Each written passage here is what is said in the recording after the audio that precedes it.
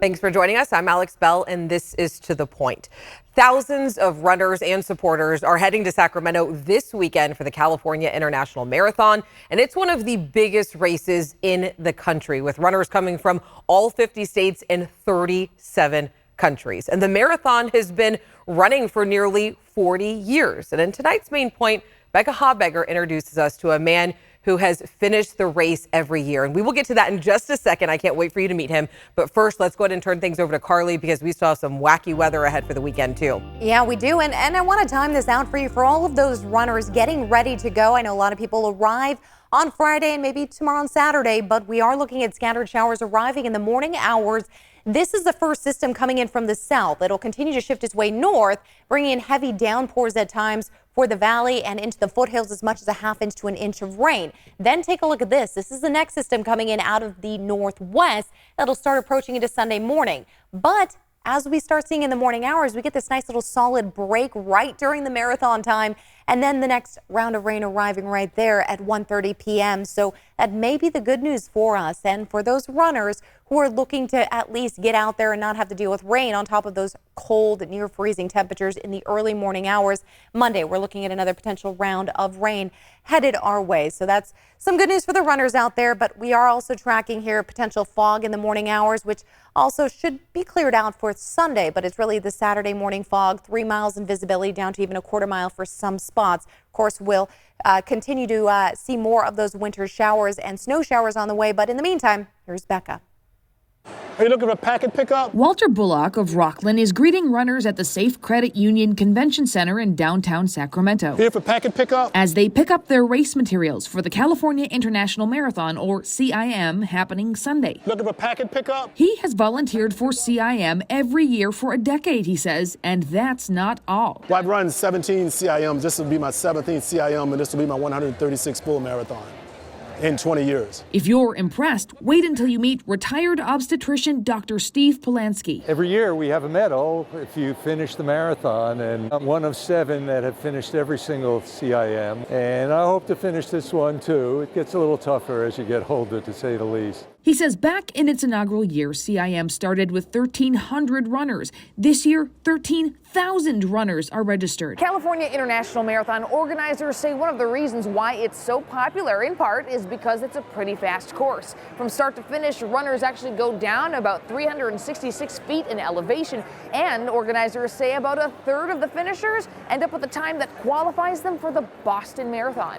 For me, I enjoy it, but there are definitely hills and there are definitely undulations out there, but it is a good race. Tiffany Martin is here at the expo representing the Sacramento chapter of Black Girls Run. And we just promote health, wellness, and the fight against obesity within the Black community. So we're open and we focus on Black women, but we're open to any and all who support the mission. And it's been exciting. This is our first year representing here at the CIM Expo. And even met a woman who's been running CIM for 20 years and said she wished that an organization like this had been present when she was first running, because representation is so important, especially in the distance running zone. She has run CIM several times and ran the New York Marathon this year. She says long distance running has made strides in diversity and inclusion, but more needs to change. If you think of a broader audience, I think you can have a broader reach and impact. And CIM is a great place to send that message. Last year we were the 5th largest marathon in the United States. Usually we're 8th or 9th, but not all the marathons participated last year, but this year we're the 5th largest. And after the big boys, New York, Chicago, Boston, Los Angeles. So for a relatively small town like Sacramento, it's really cool that we've created this beautiful thing. Absolutely amazing. And of course, we know that there's going to be some road closures, not just in Sacramento, but around the region. So Jordan Tolbert's got a look at what you can expect. Let's talk about the traffic impacts for the California International Marathon happening this weekend on Sunday morning. So on Sunday morning, we're going to see some intermittent closures really all the way from Folsom down to the Capitol Mall area. So it starts at Folsom Auburn Road and then ends at the Capitol Mall. And that's where we're going to see really weekend-wide closures. So here's where we can see those closures already. So Capitol Mall from 8 to 9. This starts at 8 a.m. and goes until Sunday evening at about 5 p.m. So it's going to be a weekend-wide closure. Some more 8th and 10th Streets between N and L. And this is going to start tomorrow at 6 a.m. Saturday and last until about 5 p.m. on Sunday. And then another closure as well in this area. Just avoid this area altogether if you can. 9th Street between N and L. So 2 p.m. Friday to 5 p.m. Sunday is when we're going to see these closures. And make sure to head to our website, abc10.com, to find all the latest on the California International Marathon and all the closures that you're going to see as well on Sunday. Gas prices may be coming down, but they are still far too high for our liking. And the average gallon of gas in California goes for about $4.86, while the national average is about $3.50. A special session of the California legislature begins on Monday, so lawmakers can consider punishing big oil companies for disproportionately high prices right here in California. So we asked some of you how you felt about the move. They do take advantage of that. They should be punished. I had to stop going a lot of places. I would stay home for a while. But don't expect anything major to happen on Monday. Lawmakers will also start internal organization proceedings, and the governor hasn't put any specific plans for oil companies in writing. Something interesting to note, though, Governor Newsom had only originally posed a windfall tax for companies with excessive profits, but that would take a supermajority vote to approve. He's now using the word penalty, something much easier to make happen. And if you are driving around town this weekend, here are some really fun events around the area because it is officially the best holiday of the season, if I don't say so myself. So out in Nevada City, Victorian Christmas starts this Sunday. This only happens on Wednesday evenings and Sunday afternoons in December. So you do have a few chances to catch the event, which of course will have some really beautiful lights. All right, and then let's go ahead and go out to Modesto, where Modesto Rockin' Holidays is also kicking off this weekend with a tree lighting, retro garland, and it's all taking place in a winter wonderland. And then out in Stockton, out on the water actually, is a boat parade. So a boat will be decked out with a bunch of lights, with live music and pictures. And of course, at the end of the night, you can also take a picture with Santa. Okay, so we know that a lot of friends and family are getting together for the holidays. And if you plan on taking an at-home COVID test before getting together for the holidays, you might want to flip the box over and check the expiration date, because a viewer wrote in asking us about this very thing. She said, in part, we were told earlier that the expiration was 6 months now, and the CDC changed their ruling to extend them. I took an at-home test and later found out it was expired back in August. I'll be honest, I didn't know about this either, so of course I wanted to look into it. And here's what we found. The FDA has approved that some antigen tests can be used past the expiration date on the box. And you can check if yours is good past the expiration date by just going to the FDA website. We do have that link on abc10.com/to-the-point. And if you do go to the bottom of the page, you got to scroll all the way down. There is somewhere where you can search. It'll look just like this, what you're seeing on your screen right now. It'll have the name of your test. You'll be able to see the shelf life and, of course, an updated list of expiration dates. And if your test has expired, the FDA recommends not using it because it could degrade over time and, of course, give you some inaccurate results. And free tests are still up for grabs. Medi-Cal and Medicare recipients can get an at-home test for free at pharmacies. And if you have private insurance, you can get up to 8 at-home tests per month reimbursed or free up front. All you have to do is just check with your provider for details. All right. Are you up for a little bit of a mystery? When we come back, John Bartel is hitting the back roads. You already know what time it is. And he's taking us out to see some Northern California roadside icons. Inflation and the rising cost of living are driving demand at local food banks like we have never seen before. So now through December 18th, ABC 10 Stand Against Hunger campaign is raising money for 7 local food banks to help them feed people in need this holiday season, like the Emergency Food Bank out in Stockton. Here's their story. We just need to feed. Everybody needs food. Food is essential, and that's what we do here. We feed. We don't ask questions. We don't ask you, do you have a job? How many people in your household? We just feed the need. We are not affiliated with any other food bank. We are a standalone food bank. So all the things that you see, all our programs are funded by the community. They're supported by the community, and obviously companies and grants and things that we can find. Good stuff, really. Yeah. Healthy. Good and healthy, like fruit, rice. It helps me a lot because I'm on widow's benefits and I have I'm waiting for a liver transplant. We served 124,000 families in the entire calendar year of 2019. Last year, at the end of December 2021, we served 235,000 families. If you do the multiples of children and people in the family, that's just short of 1 million people. The pandemic moved our client count up about 40%. The following year was 33%. This year, in 2022, January through September, we have already served 235,000 families. That is driven primarily by inflation and economic displacement. People are food insecure. They're making decisions about whether I can pay the rent, or whether I can buy groceries, or whether I can buy a prescription drug, or whether I need something for my child to go to school with. All of those are budgetary things that just don't stretch anymore. It just kind of made me realize that the work that I do and that our staff does is important, and it hits home. And it is especially important to those mothers and fathers that have little people at home and they can't feed them, or they go hungry so they can feed their children. I know that I'm making that difference. I know that I am helping better the lives of those families, and that's what makes me do what I do every day. Come on down and spend a couple hours on a Wednesday morning and help hand out food. We have a very small staff, always have, and always will. Most food banks do. So we have a small paid staff, and we probably have twice as many people working each day who are volunteers than we actually have on the payroll. And they're critical to our success and our ability to do that. The other thing that they can do is make people aware that this is an option and where it is. And be a friend of the food bank by simply saying, hey, there's an option on 7 West Scotts that can help you. And it's easy to do, it's friendly, it's open, it's something that you can do without being unsure what, people are afraid because they've never done it. So spread the word. It's a great experience. You understand the need of people who don't have these basic essentials. I think definitely that some of us are more privileged to have access to foods. I realized here that that's not necessarily true here, and I'm hoping that we can find more ways to combat food insecurity.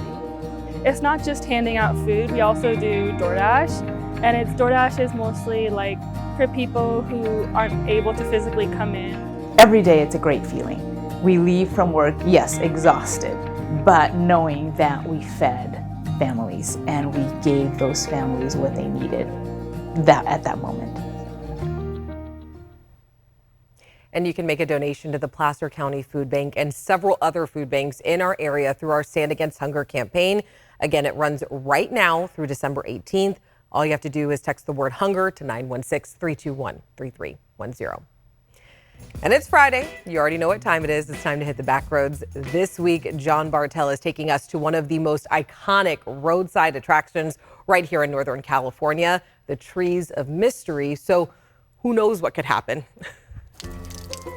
Along Highway 101, a giant stands tall in a mysterious section of Del Norte County's Redwood Forest. And no, I'm not talking about the trees. This giant is a legend in this area. And if you visit him between the hours of 9 a.m. and 5 p.m., the giant might just talk to you. Oh, hey, Paul. Hey, how you doing, bud? I'm doing well. The friendly giant is Paul Bunyan, and he lives in the Trees of Mystery with his faithful sidekick, Babe the Blue Ox. Yeah, tell me again, why is Babe blue? Paul found him up in the mountains during a snowstorm, and he had been frozen solid and turned blue. A giant logger and a blue ox is just the beginning of the mysteriousness at the Trees of Mystery. Walk inside the gates and you'll find a lineup of odd characters. These are various people that were in the logging camp. Jack the Back, Red Thumb Robbie, who planted so many redwood trees his thumb turned red. Tall statues and wood carvings are sort of the sideshow here. If you want to see the real mysteries of this place, just follow tour guide and manager Jennifer Gunther. This is a massive tree in the middle of a bunch of smaller trees here. Yes, I think that the loggers were probably just intimidated. The giant and odd-looking trees inside this nature-themed attraction has been luring tourists to the area since 1946. My grandfather was in the war. when he got back, he didn't want to live in San Francisco anymore. He wanted to get out in nature. After purchasing the property, which was an old logging site in Klamath, California, Jennifer's grandparents, Ray and Marley Thompson, discovered a strange growing pattern in many of the remaining trees. So these roots have grown out, and as you can see, it looks like two elephants if you use your imagination. What started out as a walking tour through the property soon turned into a redwood-themed amusement park. Where does this take us here? This is To Ted's Ridge. Instead of looking up at the trees, the Sky Trail offers visitors a unique look down. Hills up here are very different. They're wider and flatter, and that is so they can catch the water from the fog and the rain. Once you're at the top of the Sky Trail, you get a nice look at the misty redwood forest. On a clear day, you can see the ocean and the park's oldest redwood, the Brotherhood tree. They think maybe even 3,000 years old, honestly. They've climbed it. They found all kinds of different animals. There's a bat cave in the middle. There's like salamanders and these little land crabs growing up in the top canopy. land crabs? It really moved there, doesn't it? The newest attraction in the park is the Canopy Trail, which is essentially a series of high-flying rope bridges. This had to have been a really experienced tree fort builder. Tremendous is the company who did it, yes. Treehouse construction company Tremendous also allowed us to use their drone video so that everyone who's afraid of heights could experience the Canopy Trail without walking it. We are, how far are we up right now? About 100 feet from the trail down there. Woo. Thank you for joining us here at Trees and Mysteries. Well, I don't want to ruin all the mysteries of this place, so if you're still curious, you can ask Paul Bunyan about them yourself. From the Trees of Mystery, I'm John Bartel. Hope to see you on the back road. John Bartel always does the funnest stuff. Oh, that's so fun. All of you are headed up toward maybe the forest or the redwoods. It is going to be definitely a chilly weekend there. The Gilmore backyard temperature is already dropping off quickly into those mid to low 40s right now, and we are seeing morning fog expected tomorrow, gradually actually getting thicker as we get closer to about 9 a.m. A lot of that rain also arriving at that point in time. More rain and snow on the way for the weekend. Saturday, the biggest impact day, and then Sunday into Monday, scattered showers. Now, this is going to create winter weather travel conditions that are not good to be on the road for. Morning fog and frost. Please drive slow. Heavy rain and snow creating slick roads. And then we're going to see Sierra snow really blowing out there with 45+ mile-per-hour wind gusts. This could bring as much as 1 to 3 feet of snow for us from Saturday into early Monday morning. We have 2 low pressure systems out there that are pushing up, one from the south, the next one coming in from the northwest. The first one coming in from the south will be Saturdays. And as that pushes through, that could bring us another ½ inch of rain potentially. Then the next one comes in from the northwest for Sunday. Look at 7 a.m. We get a solid period for those runners to get out, run east, come back, and then the next system arriving not even yet till 9, coming right a little closer as we get to lunchtime. So 7 of noon, I mean, that's a pretty decent hour there to get that run in, maybe not even get wet at all, which would be great for our marathon runners on Sunday. Rain totals, again, anywhere from ½ inch to 1 inch of rain, potentially pushing 1.5 inches by Monday. That depends on thunderstorm chances and how heavy they get. We could see as much as 36 inches. Carson Ebbitt's up to about 2 feet. For Donner now, 10-day forecast, that's going to bring us those temperatures back into those low 50s Tuesday, Wednesday, Thursday, but overnight lows near freezing point. We'll be right back. All right, we want to highlight some of the messages we got in this week. We reported on the Sierra 2 unofficial dog park in the Curtis Park neighborhood of Sacramento and a push from neighbors to keep it open for unleashed dogs. And one viewer said in part, the Parks Department should come to the table in earnest and help find a way to make this park work for everyone. And then another viewer said in part, saw your piece on the Sierra 2 field being used as a dog park. We have met so many neighbors and friends there. Things evolve, and maybe this green space can too. There's clearly a need. Meet the needs of the whole community. And we've got this extra special message from Mr. Holiday himself, Michael Brewster from Jackson and Amador County. Every year, he builds this Christmas village for the public to see. And he started it with his mom 25 years ago when they had, get this, just 10 miniature buildings. And after his mom died in 2010, Michael continued the tradition, and his collection has now grown to more than 250 buildings. The village is on display at the Ledger-Dispatch newspaper office in Jackson. And don't you worry, we have already have plans in the works to meet Mr. Holiday himself for a bigger story next week. Thank you so much, Michael, for writing in. We appreciate it. And as someone who loves Christmas, I love this and I cannot wait to see it. And before we go, something to keep on your radar. I want to take a look at that weather again real quick. A lot of snow is expected to hit the Sierra. So if you do have plans to go, be sure to be prepared for some tough driving conditions. We could see anywhere from 1 to 3 feet of snow through Monday. So again, reach out to us if you got any questions, you want us to look into something. You know, we always got your back. Jeopardy's up next. We'll see you later. Have a great weekend.